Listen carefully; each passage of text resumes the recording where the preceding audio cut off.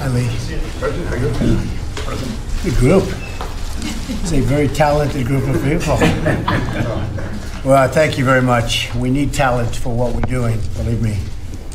We're here to discuss the tremendous threat of MS-13, one of the most violent and vicious gangs anywhere in the world.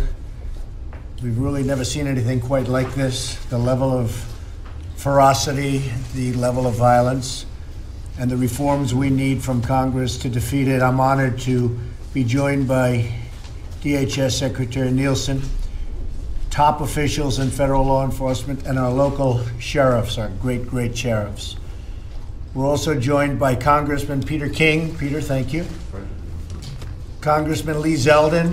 Lee, good to have you. Been working hard on this, you two. I know that. Martha McSally, good. I hear you're doing well out there. That's what the word is. Congresswoman Barbara Comstock. Barbara. Thank you, Barbara. Good, nice to have you. And Congressman Michael McCall, who's really an expert on this subject and has been for a long period of time. It's a tough subject. MS-13 recruits through our broken immigration system, violating our borders, and it just comes right through. Whenever they want to come through, they come through. It's much tougher now since we've been there, but we need much better border mechanisms and much better border security. We need the wall. We're going to get the wall. We don't have the wall, we're never going to solve this problem. And I've gone to the top people. Many of these people are at the table right now, including this group. And without the wall, it's not going to work. During my State of the Union, I called on Congress to close the immigration loopholes that have allowed this deadly gang to break so easily into our country. My administration has identified 3 priorities. We went through and looked very closely. We've identified 3 priorities for creating a safe, modern, and lawful immigration system, securing the border, ending chain migration, and canceling the terrible visa lottery. We've been discussing it. We've been talking about it. We're talking about it in Congress. We're talking about DACA and how we can work that out. And I think the Democrats don't want to make a deal, but we'll find out. As Congress considers immigration reform, it's essential that we listen to the law enforcement professionals in this room today. And so I'm going to turn it over to Secretary Nielsen. We'll begin a discussion, and you folks might want to stay for a little while. Okay, Secretary? Yes, Mr. President, thank you for hosting this roundtable today on MS-13. As you know, it's the first gang dangerous enough to be classified as a transnational criminal organization. We've talked at length of the devastating destruction and violence that it causes in our communities, and we're here today to hear from a variety of folks who work every day to combat this. First, I'd just like to say it's my privilege to be here of the men and women of DHS and DOJ who make it their job every day to fight this and other violence coming across our borders, and also to be joined by members of Congress who've shown great leadership. We thank you for that and always for your support of DHS and DOJ, so thank you all. In your recently announced framework, as you know, you asked Congress to close loopholes that you just talked about. So when we talk about MS-13, we have 2 or 3 main loopholes. The first is we have an inadmissibility problem, meaning that when they come to our border, I have to let them in. I cannot keep them out by virtue of them being in a gang. Once we catch them and detain them, I cannot remove them by virtue of them being in a gang. And by the way, these things are unique to our country. No other country has this. This is unique to our country, and it's got to change. So the framework that you proposed will close these. And so I remain hopeful to work with Congress on your behalf and administration's behalf to close these and other loopholes to secure our borders and our communities. So without going into further detail, I'd like to turn it over to John Cronin, who's the Acting Assistant Attorney General for DOJ's Criminal Division, who's going to walk us through a bit more of MS-13. Thank you, Secretary Nielsen. As you know, Mr. President, as you just stated, one of the most significant public safety threats that our communities face comes from MS-13. MS-13 has more than 30,000 members worldwide, but the gang has a particularly massive and troubling presence on United States soil. The numbers are staggering. An estimated 10,000 MS-13 members are living in our country. They're primarily composed of immigrants or descendants of immigrants from El Salvador, and they have infiltrated our entire country. There are MS-13 members in 40 states and the District of Columbia.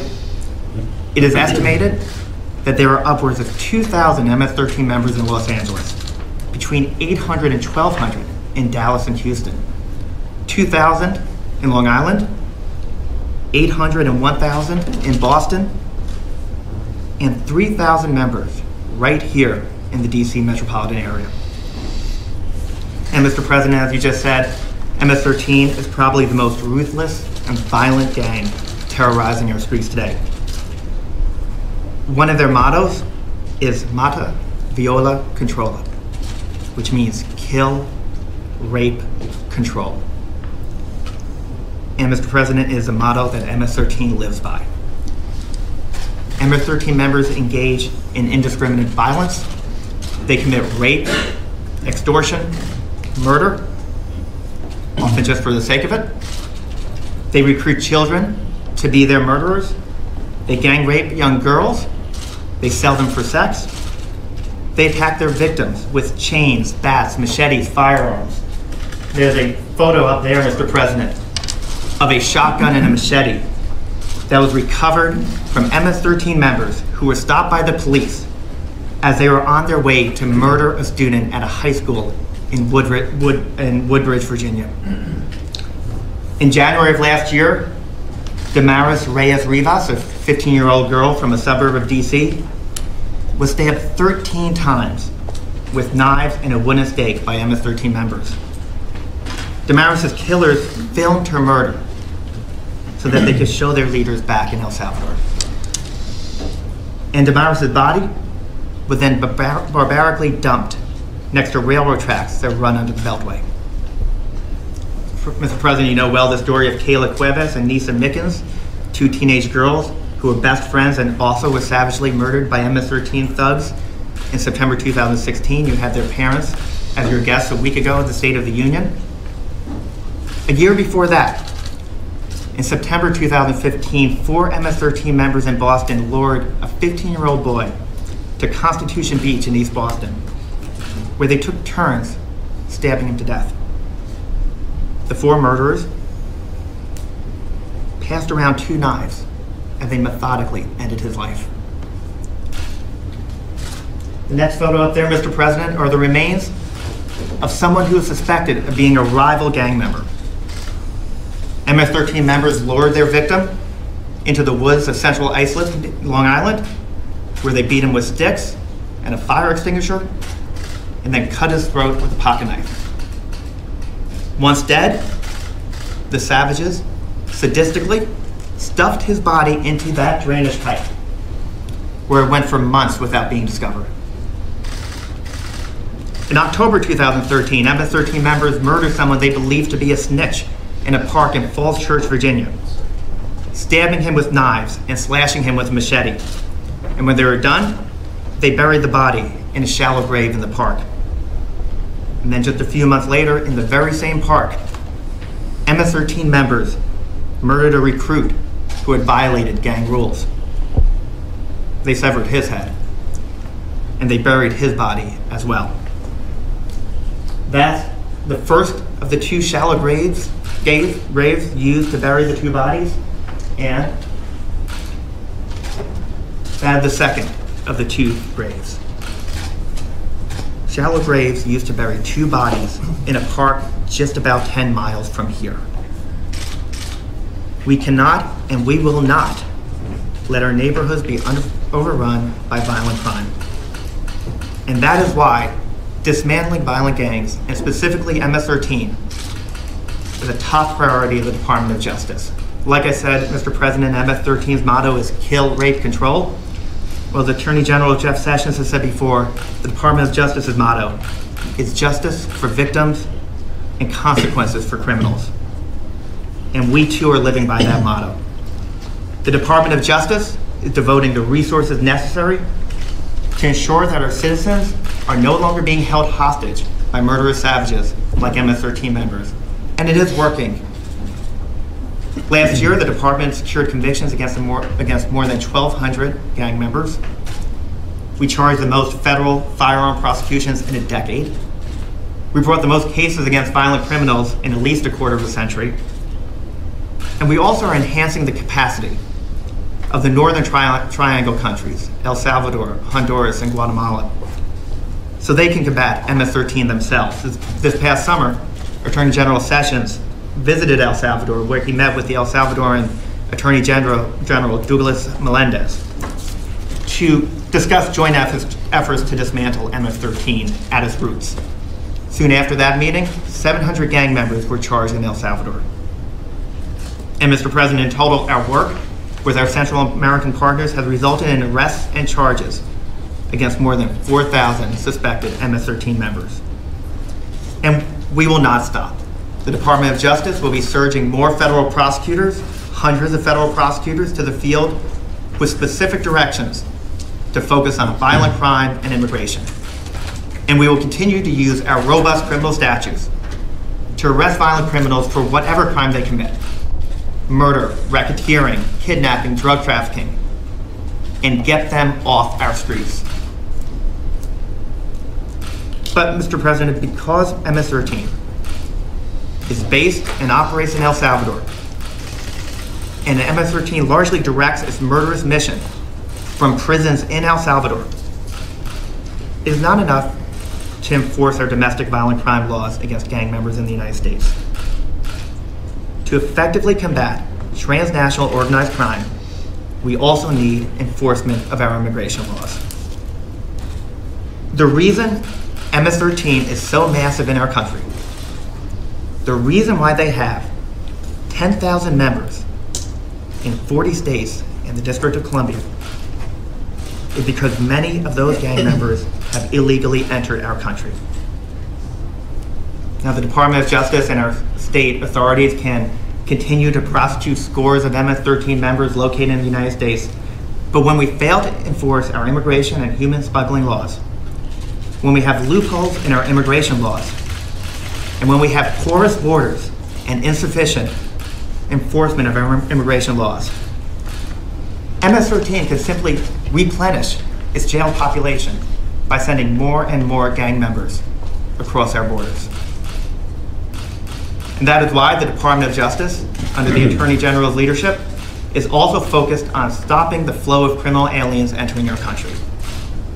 The Attorney General has directed his prosecutors to renew their focus on immigration offenses, especially for offenders who have a nexus to gangs or drug cartels. The Attorney General has sent additional prosecutorial resources to the southwest border, and he has created border security coordinators in each United States Attorney's offices. They have been tasked with enforcing our immigration laws with a special emphasis on criminals like MS-13 with a nexus to the southwest border. And lastly, Mr. President, on the smuggling front, the Department of Justice is working with the Department of Homeland Security to identify smuggling routes and to investigate and prosecute MS-13 smuggling networks. Mr. President, the Department of Justice, along with the Department of Homeland Security and our federal and state law enforcement partners, is committed to taking all lawful measures to end this scourge to our communities. Thank you, John. This is after actually removing thousands of them out, some into the prisons, but literally thousands of people are removed out, but they come back as fast as we take them out. Different ones, not even the same ones, different ones, but they come back. And we need these immigration laws changed. If we're just not gonna be able to continue to do this. They just come in so fast, so easy. And then you have catch and release. You catch people and you have to release them right away. Not another country in the world has the stupidity of laws that we do when it comes to immigration. And if we don't get them changed, this isn't politics, this isn't Republican and Democrat, this is common sense. So it has to be taken care of. Sir, it's my privilege to introduce you to Angel Melendez, who's the special agent in charge of our ICE office in New York City. I just want to say I'm extremely proud of everything that our HSI office does, all of them, but New York in particular leads the fight against MS-13, and they truly, day to day, put their lives in danger. He does a great job. Terrific job. So please, Angel. Mr. President, good afternoon. This is quite a privilege to brief you on some of our efforts. And one of the things that's very important to address when we're talking about MS-13 is that this is a war. We're at war, a war in their countries against the command and control. It's an issue that we're facing at the borders. And once it goes beyond the borders, it's a war that we're battling on the streets with our local and law enforcement partners.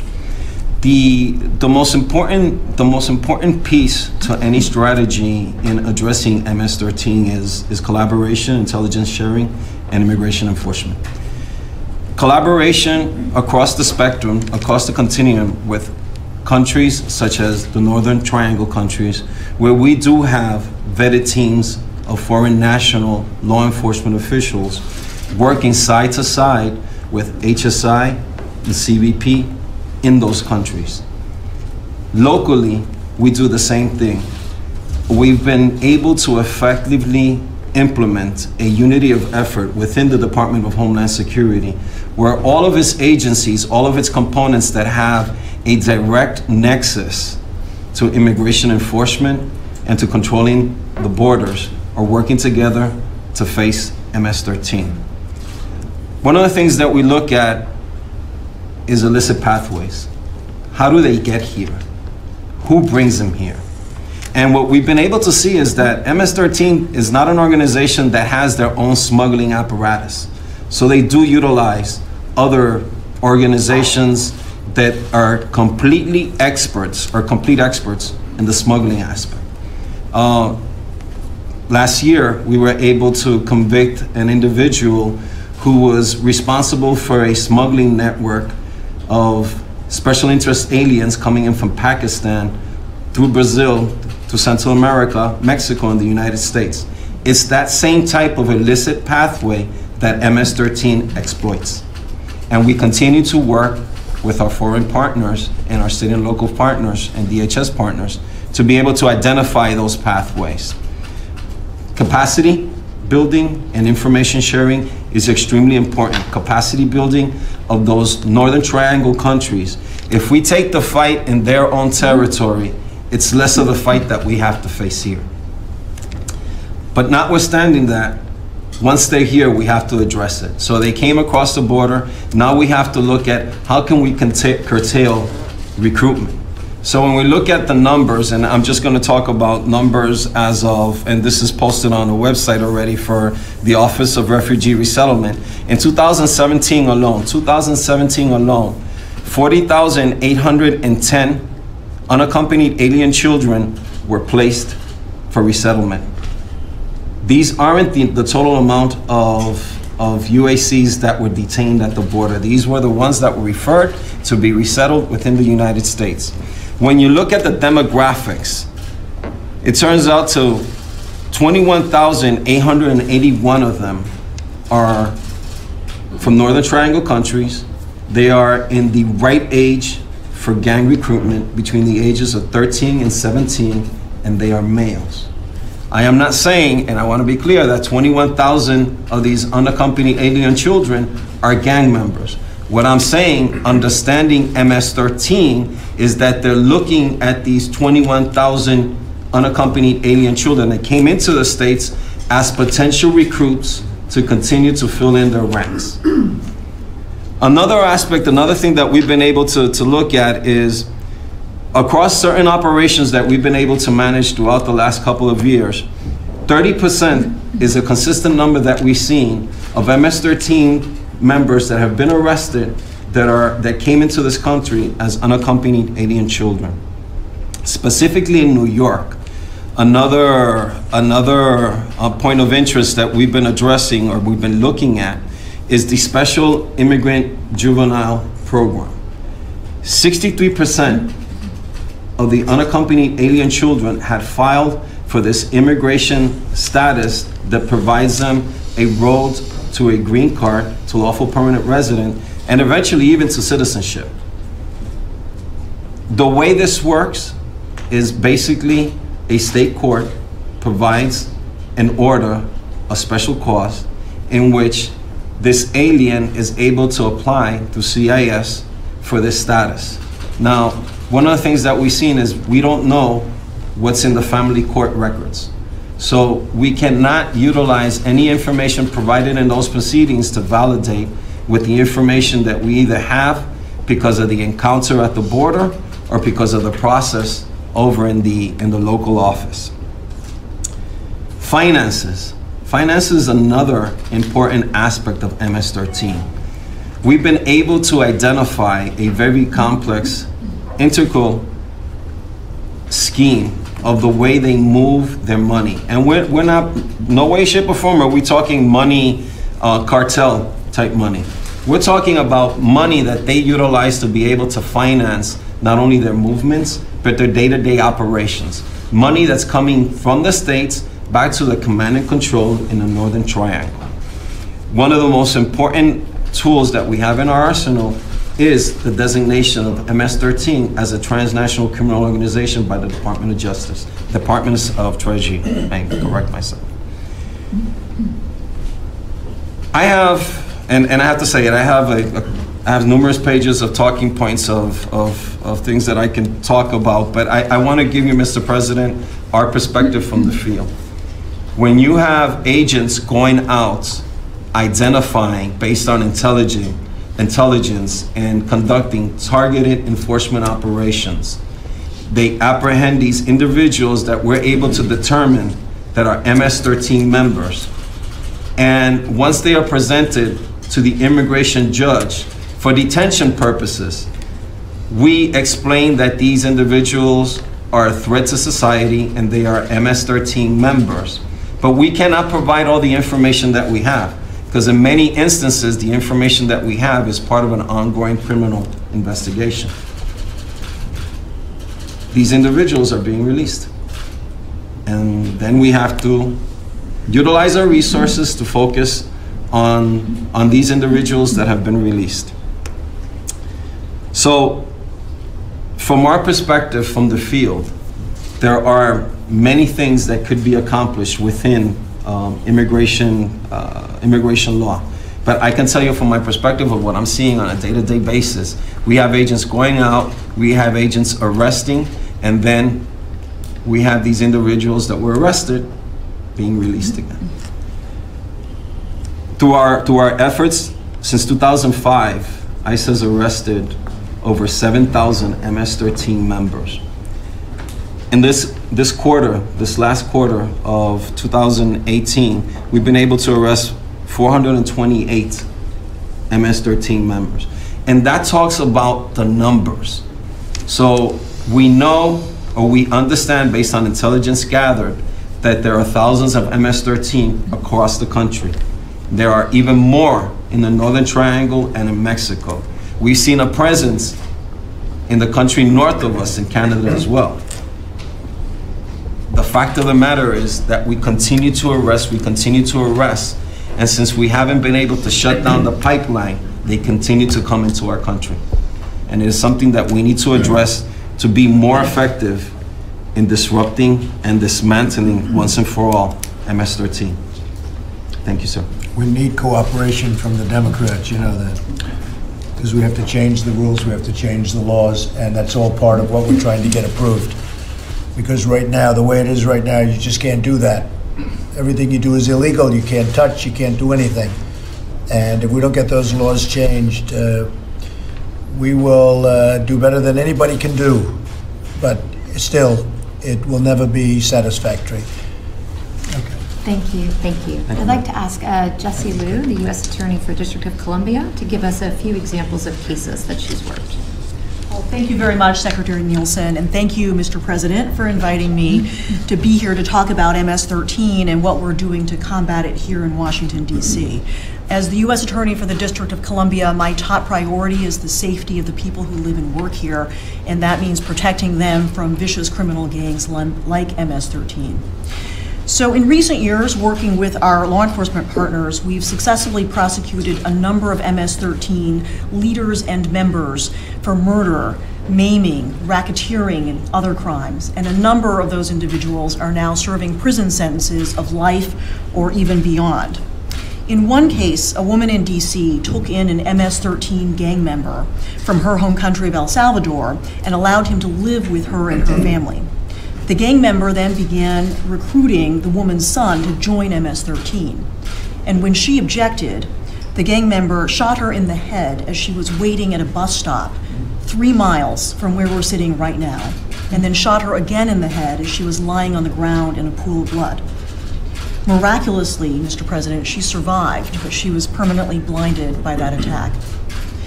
In another case my office handled, MS-13 members repeatedly stabbed and killed a 14-year-old boy near the Columbia Heights metro station, and that's about 2.5 miles from where we're sitting right now. In yet another case, MS-13 members attacked a fellow MS-13 member who had removed his gang tattoos. They stabbed him at least 20 times and killed him. We believe that these prosecutions, which took many years to build, helped disrupt MS-13 in the District of Columbia, but we know that it continues to operate here in this city as well as next door in Virginia and Maryland. And we're particularly concerned about its international reach, including its violence and drug dealing and its efforts to recruit young people. That's why we work every day very closely with our fantastic law enforcement partners at ICE, at the FBI, at the Metropolitan Police Department, and other agencies, as well as our strong allies in the community who work to dissuade young people from joining gangs like MS-13. Mr. President, we're very grateful for the support that you've given to our efforts, for our close partnership with the Secretary and her team, and from the guidance and resources from our colleagues at Maine Justice, like Mr. Cronin. And I thank you again for the opportunity to brief you on this today. Thank you, Jesse, very much. Thank you very Great much. job. Thank you. I'd like to turn over to Director Cisna, who you've been hearing from a lot as we work to revise our immigration system. He's going to talk a little bit about the backlog and how that further exacerbates this problem. So, Mr. President, there's at the outset of your remarks, you talked about the 4 pillars of immigration reform that the administration is advancing right now: the getting rid of chain migration, getting rid of the visa lottery, border security, and some sort of DACA fix. This issue of gangs attaches itself to each of those in a different way. And I think border security, obviously, if the border is not secure, it's not just a question of border integrity or the integrity of our immigration laws, but as Agent Melendez just described, if these people are coming through because the border is insecure, it harms public safety in the interior as well. It's all connected. With respect to the other 3, any immigration program that has little to no selectivity is going to potentially allow malified actors to come into the country if we're not watchful and if the law does not help us. I would say one thing I want to amplify then on something the Secretary said. She talked about the loopholes that we've also been struggling against in the priorities we've been advancing. The loophole that she talked about was that there are no grounds in the law right now that permit us to deport a gang member merely because he's a gang member. We have to wait until they've actually killed somebody or harmed an American. Then we have a reason to deport them. Then we can get them.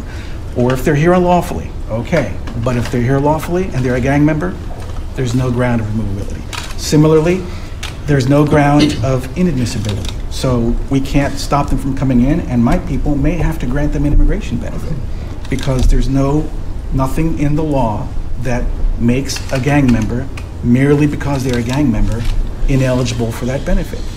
Indeed, they might even get citizenship. Under the law right now, you have to have what's called good moral character to become a citizen. But gang membership is not explicitly on the list of things that makes you not qualify for good moral character. We can take it into account, we can look at it, we can weigh their gang membership against other things in their life, but we are not required to deny them the citizenship. This is untenable, and I urge the members of Congress sitting here today to help us fix that. That is a horrendous loophole.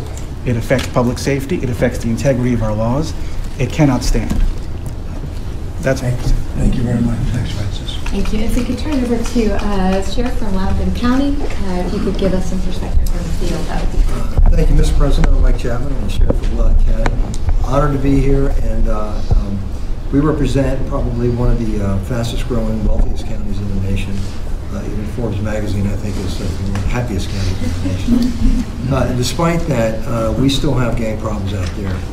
A couple years ago, we had 2 gang homicides directly involved MS-13 members as both against 18th Street members, so they were both the victims and the assailants in this. One was a 16-year-old boy waiting to get on the school bus, got gunned down while just getting ready to go on the school bus. And another victim was stabbed 17 times. He was jumped by other gang members and stabbed 17 times. So it's a very real problem out there, and we have to be concerned about that, what we do enforcement-wise. And also, being a full-service sheriff's office, we also handle the jail. So we have to make sure that anybody that we get into that jail that has that's an illegal alien, that we make sure that we notify ICE, and we've had a great relationship with them, and they've come in and gotten practically everybody that we've had in the jail. So we notify them as quickly as we can in advance, and we do that. Now, we have a great relationship with our state and local counterparts, with our federal counterparts. We're part of the Northern Virginia Gang Task Force. That's a 12-agency team that surrounds the Washington, D.C. area, and that team is responsible for really going after many of these gang crimes that you see in the particular area. It's great. I'm formerly with the Drug Enforcement Administration, so I've been able to leverage my federal partnerships with the DEA and the FBI to make sure that we're all part of the same team, working together with Homeland Security, HSI. We have somebody on the task force there. We have members cross-designated to FBI to us to them, so we're trying to make sure that we have a robust interrelationships going on with everybody in the area to make sure that we're not missing the trick when it comes out there to who is who, what they're doing, and how we can best go after these people. We also, and I know I work quite a bit with Congresswoman Comstock here, and I know she's pushing the bill here, Project Safe Neighborhoods. I don't want to steal your thunder, but we are looking to get additional funding to make sure that we sustain this Northern Virginia Gang Task Force because it has been so successful in the area. Thank you, sir. Thank you, Sheriff, very much. I'm just going to turn it over to Chairman McCall from Yeah, House I would like Homeland. But before I do, I just want to say, sir, I think what you've heard on this side of the table is it takes a whole of government approach, and we're able to do that under your leadership, which we appreciate. So state, local, and federal partners, and also our international partners. I think you've heard a lot as well that we're trying to work with the countries, the originating countries, to help stop it there. But you can only do as much as the law permits. Yes. And the law doesn't permit you to do very much, Yes, sir. less than any nation in the world.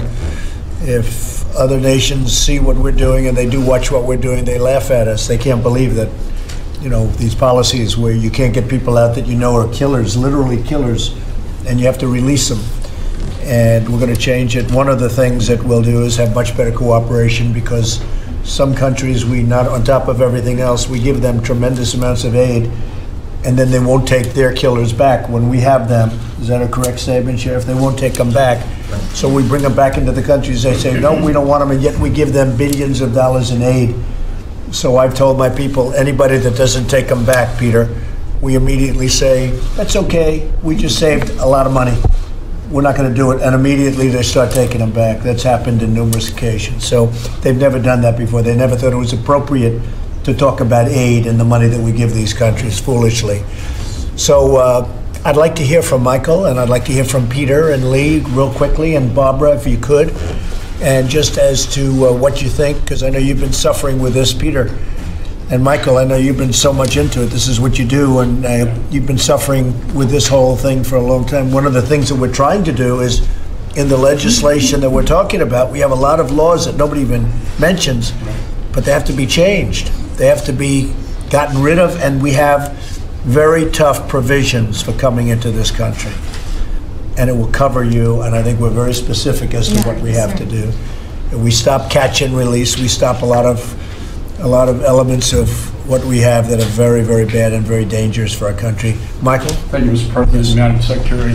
Yeah, as a federal prosecutor in my home state of Texas on the border, I've seen the human drug trafficking, these heinous murders that you've heard about for too long. The first bill I introduced was to end catch and release.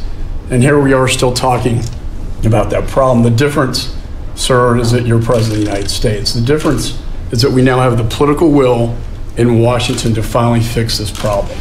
I've seen it for a long time as chairman of the Homeland Security Committee. You know, Secretary Lynn Kelly talked about transnational criminal organizations possibly working with terrorists to get into the United States. I think that's the worst case scenario that we worry about, is a special interest alien terrorist getting into the United States and killing Americans. That's our utmost responsibility. As you know, Chairman Goodlatte, myself, Martha McSally, have worked to introduce a bill to achieve your 4 pillars of border security, authorizing a wall barrier system and technology and personnel and boots on the ground, ending chain migration, this lottery system that's totally random, that really makes no sense. We had 2 terror attacks in New York that were the result of those 2 programs, and then finally fixing DACA. I just can't tell you how refreshing it is to have the leadership at this table, all across federal, state, and local, paying attention to this very important issue. It's a public safety issue, but it's also a national security issue, and it's time to finally end these dangerous loopholes. When I talk to the secretary, she says, I don't have the authority to deport these dangerous criminals. I've been down to the detention spaces. I've seen these teenage males that their home becomes MS-13. That becomes their family. And then they're a threat to our society. And so we want to give the secretary that authority to end and close the dangerous loopholes so we can deport and remove these dangerous criminals from the United States. So as you know, we can't do a job. These incredible professionals at the table cannot do their job unless we change really the legislation, and we're going to get it done. Frankly, I'll go a step further. If we don't change the legislation, if we don't get rid of these loopholes where killers are allowed to come into our country and continue to kill gang members, and we're just talking about MS-13, there are many gang members that we don't even mention.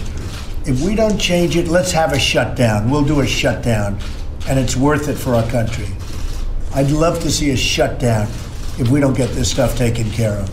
So we have to strengthen our borders, not by a little bit, but by a lot. We are so far behind the time. And by the way, the world is laughing at us because they can't believe these policies. They don't have it. I could name 15 of them right now. No other country in the world has what we have. And we're going to get it stopped. And if we have to shut it down because the Democrats don't want safety, and unrelated but still related, they don't want to take care of our military, then shut it down. We'll go with another shutdown. Okay, Peter King. Thank you, Mr. President. And let me thank you for your leadership. I can't emphasize enough how serious the MS-13 threat is on Long Island. In my district alone, we had 17 murders in 18 months. You were out there. You went to Brentwood, right in the belly of the beast. You saw what was happening. And let me especially thank Special Agent Melendez.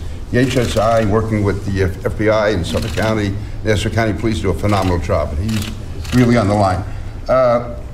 Also, I want to thank you, Mr. President, apart from providing the leadership, which is so important. Also, we've gotten grants into the Suffolk County Police. We have more assistant U.S. attorneys going into the Eastern District of New York. And Operation Matador has been extremely successful. But all you can do is really go after them once they're here, but we need better policies to keep them from coming here. And Intro mentioned the unaccompanied alien children. And that is really an issue because we found that, for instance, in the last murder indictments, 6 of the 11 who were indicted come in as unaccompanied minors. About almost 30% of those who are arrested in MS-13 are unaccompanied minors. I think we have to do more through HHS and the Office of Refugee Resettlement to find out who these families are that the kids are being placed with. There's been intelligence from the Suffolk County Police showing that often you have MS-13 in El Salvador actually either pressuring families on Long Island to take these kids, or these families are MS-13 families to begin with. And yet, the local police are not notified often when these kids come in. There's only a perfunctory follow-up. I think we should have fingerprinting of the families much more. And people complain about it, but again, if a family is going to be taking one of these kids in, and these are the kids going out recruiting in the schools, and again, 99% of the kids are good kids, but on the other hand, more than 30% of MS-13 are these unaccompanied minors. So they are, I've been in the Central Islip schools, the Brentwood schools, seeing the harm that these kids are causing. And again, there's no follow-up by the federal government, really, as to the families they're with, what these kids are doing. The local police don't even know that they're unaccompanied minors. And a lot of the follow-up isn't allowed. You do know that. Right, I know that. The legislation doesn't allow you to go and do the follow-up, which is just crazy. Now, if a foster child was placed with a family, there's more follow-up by the government. So this is something I would really ask to be addressed, that we vet those families that the kids are going with, and also stand with the police. We have the local so-called immigration advocates who fight Angel every week. They fight ICE, they fight HSI, they fight the local police, they fight the FBI, claiming this is some kind of a plot to deport everyone. Yeah. The fact is, when you talk to the victims, though, like the Cuevas and Mickens families you had, they will tell you they want you guys to do whatever you can. Go in harder than ever. Because it really is. This is life and death. I have, within a mile of my house, they're digging for bodies. So this is serious stuff. So I would say that stay on it, Mr. President. I know you very well. Yes. I know the problem they've got. Yeah, I mean, right in Massapequa, beautiful We Massapequa. moved a lot of them out, you know that. Oh, they're doing a great And we job. move them out, and a new group comes in. That's it. Because the laws are no good. Right. The laws are no good. The people we have, these people are the best. This guy never stops. He never stops. But the laws are no good. Yeah. If you had the right laws, your job would be 100% easier, Angel. You agree with that? Yes, yes, Mr. President. And we're going to get them for you, one way or the other. We're going to get them. Barbara? Well, I have a law that we have already passed in the House. Thank you, Mr. President, and thank you for the opportunity to work on this. I know this is included in some of the other legislation, but we did already pass in the House the Criminal Alien Gang Member Removal Act, thanks to a lot of people here around the table, and thanks for the support from Homeland Security and Justice. And we had bipartisan support for that bill. So we had over a dozen or so Democrats on board, and I think we already have some Democrat senators who indicated they would support that, and that would make being a gang member a deportable offense. So I would certainly encourage our senators to get that on path quickly. And then we've also, the Northern Virginia Gang Task Force that I have in my area, we have seen great success when they were funded to where they need to be funded because they could assist. They work with ICE. I was able to go out on a ride-along last summer with ICE and with our local law enforcement. We picked up 4 gang members in Loudoun County and Fairfax County just on a Friday night. A 22-year-old gang member that we just picked up at a shopping center as people are going by with strollers and kids. He had been deported twice. He had been in jail for killing a teenager in El Salvador and had come back here. Some of the technology they have, that if we fully fund the gang task forces, we could just take his thumb, put it on like an iPad that they had, and we immediately could see his criminal record. So that night when we picked him up, and ICE picked him up, we were there watching, they immediately put him in their car. They asked him to lift up his shirt, covered with gang tattoos. He put his thumb on that iPad and we saw his whole record. And so I asked our ICE agents who were there local, how many of these do you have? They said, we only have 2 of these. These aren't expensive items. If we can get this $50 million that have actually already gone through the Judiciary Committee, bipartisan support, everybody, all the Democrats and Republicans supported it. And we can get that in place. That 2 pieces of legislation will be a big help in addition to the things my colleagues are working on. And I would implore, since I am just over the river and live right by the CIA, and Sheriff Chapman is my sheriff of my largest county, we don't need a government shutdown on this. We really do. I think both sides have learned that a government shutdown was bad. It wasn't good for them. And we do have bipartisan support on these things. I think we need to talk about these cases that are going on. We've had over 8 or so. The Washington Post has done some actual great reporting. These are all stories about the gang killers recorded at teens' final moments. People here live in fear just 7 miles from the White House.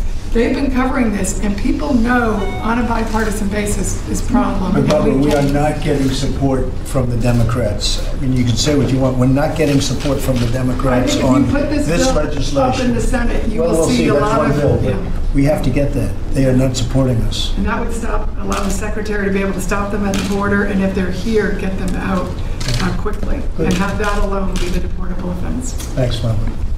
Lee? Well, Mr. President, thank you. It's not just awareness that you and your administration have towards the issue that we're facing in Suffolk County on Long Island, but you have proven that you will do absolutely everything in your power to address a very personal issue for us. Last year, we had one woman in Greenport on the North Fork of Long Island who was murdered, allegedly, by a person who was an illegal immigrant, was removed from our country, and returned again. And we're just hearing the story of the Indianapolis cult player who was murdered and was killed as well in the crash. It's a matter of physical security, quality of life. It's a top priority for us, and you're going to do everything in your power, and we appreciate it. Just last week, a school board in my district was forced to take action against its own town for $10.5 million in costs incurred due to massive overcrowding in local schools. Last year, 498 motel rooms in Hampton Bays were occupied by illegal immigrants who use this housing year-round. Residents have asked the town of Southampton to enforce the town's safety codes and force the motel owners to comply with local law enforcement. And in Hampton Bays, as a result, years later, of one year after another of Southampton Town not doing the right thing with code enforcement, MS-13 is committing heinous crimes in Hampton Bays in the town of Southampton. And we hear in the news when the horrific murder that took place of 4 constituents, 2 from my district, 2 from Pete's district, with machetes.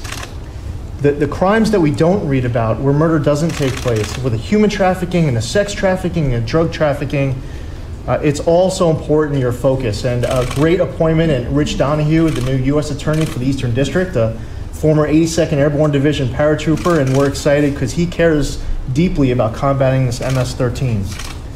Chain migration, visa lottery, the temporary protected status, all these issues that we're talking about, having a border wall, making sure it's funded. Temporary protected status, temporary. Why is it that 16 years later someone would be in our country under something called temporary protected status? It proves that something's wrong with our immigration system. We're talking about unaccompanied minors in that Central American country where that parent chooses to turn their kid over for a dangerous mission to the United States. And along that journey, maybe before they get to the border, we hear these stories in the Yaphank Correctional Facility held at gunpoint. They have to smuggle narcotics across the border if they want to complete their mission. They are the entire process from the moment their parents turn them over to when they end up, say, in Brentwood, they're completely set up for failure. And America is a compassionate country. We have compassion for every child who's living in poverty, oppression, gang violence, anywhere in the world. But we don't have the bandwidth for every parent to turn their kids over for this mission and to come to our country. And one other thing that I know that you deeply believe and you're passionate about is that the American dream and hope and opportunity and everything that we want for people who come to our country believing in American exceptionalism, that this is the greatest country in the world. What about the person who's not here yet? Because they went to their local consulate and they said, I want to pursue the American dream for my family. And because they're following the rules, that they should wait in line behind the people who violated them is absolutely wrong. The Project Safe Neighborhoods was brought up. This is an important initiative for our county as well. $500,000. It was amazing how far $500,000 went in Suffolk County to support our local law enforcement. You also helped secure through DOJ the designate of MS-13 as a target of the Organized Crime Drug Enforcement Task Forces. It's a nationwide effort that utilizes the resources and expertise of our leading law enforcement agencies to disrupt and dismantle major drug traffickers, the way they're getting a lot of their money. And last Congress, Congress also reauthorized money for the Bulletproof Vest Partnership Grant Program with bipartisan support. And to echo one other point that was just mentioned, if someone is applying for status and they are a gang member and they get naturalization, and for whatever reason it was not known that they committed a serious offense and they're involved in gang activity, they should lose their naturalization if they were not honest in their application process. And if it's 2 years later or 7 years later, even if they were completely honest on their application that they hadn't committed offenses in the past, if 5 years later they're involved in a gang and they commit a serious offense, well then take away their naturalization. Because there's a duty when you're here, if you're given the opportunity to stay, to be productive citizens and members of our great country.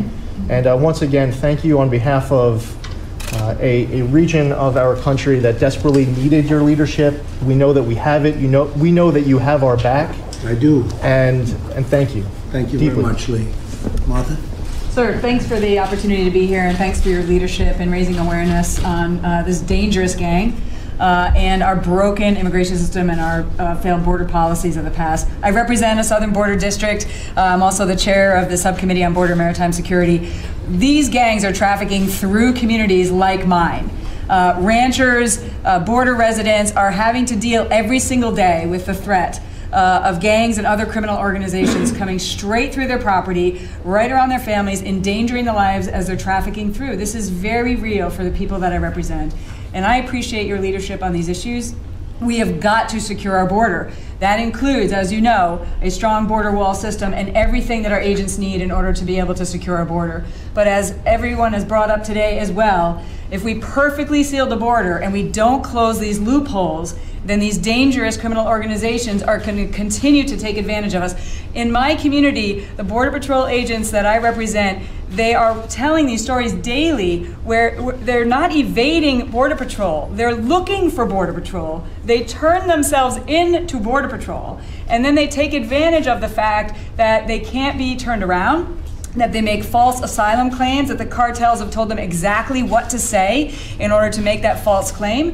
If they're an unaccompanied minor other than from Mexico or Canada, they are then released quickly into the interior of the United States. We can't do anything about it. Most of them don't show up for their court dates in the future, and they are continuing, the criminal organizations are profiting off taking advantage of these loopholes in our system. So our bill, Chairman McCall, myself, Chairman Goodlatte and Labrador, we address these issues and your priorities, and we're gaining traction in the House on people getting behind our bill. It's common sense. It also includes the inadmissibility and closing that loophole, that bill that we've already passed through the House. We believe this is the right piece of legislation to address your priorities and get it across the finish line. Who could be against this? We have got to address these issues. This is not a game, this is serious business, and I really appreciate your leadership and your whole team raising awareness daily. People's lives are in danger as you're out there going after these guys, but we got to stop them where I live.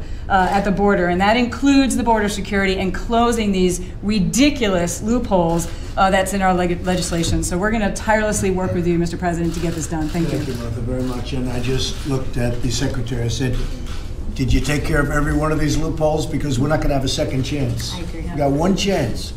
We don't want to do a half-baked job, and you got one chance. So, Secretary, get it right. Get it right. We're going to go through hell to get this stuff approved. Peter and Michael and Lee and Barbara, Martha. We're going to get it approved. We have no choice. It's not like we have a choice. It's common sense, but it's much above common sense. So you have to have every one of these loopholes taken care of, so we don't have to go through this anymore, because no one else is going to be able to get it done. No, just under you. And I just want to thank everybody very much for being here, friends and talented people. And if we put our heads together, we're going to solve this problem. And with all that was said, we're doing much better than any administration by far. By far. Nobody's even come close. But still, we have a long way to go. We can only be as good as the law. Because right now we want to do things and it says, well, there's a law against this, there's a law against that, there's a law against everything. And we have people coming into the country, you can't get them out, and it's ridiculous. Nobody even believes it. So we have one good shot at it, and it's now. Yes. And hopefully you get it done. Yes, sir. Thank you very much. Thank you. Thank you, everybody. Thank you very much. Appreciate it.